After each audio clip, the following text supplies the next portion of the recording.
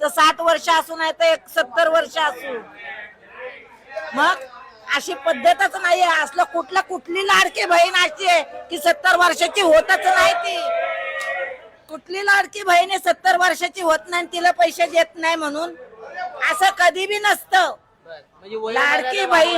लाडकी बहीण जर असेल ना तुझी बाबा, तर ते वयाचं हे नसतं. 21 वयापासून 60 वर्षापर्यंत द्यायचं आणि त्याच्या पुढच्यांनी काय करायचं मग? यांच्यासाठी काय गोळ्या खाऊन मारायचं का काय मग?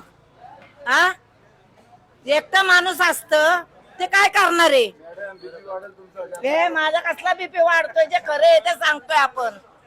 60 वर्ष सांगितले त्यांनी. 60 वर्ष म्हणजे काय? त्याच्या पुढचे लोक काय मेली का लगेच? 60 वर्षानंतर लगेच मरतात का माणसं? तेवढंच का केलं तुम्ही? तुमचा काहीतरी डाव आहे ह्याच्यामध्ये.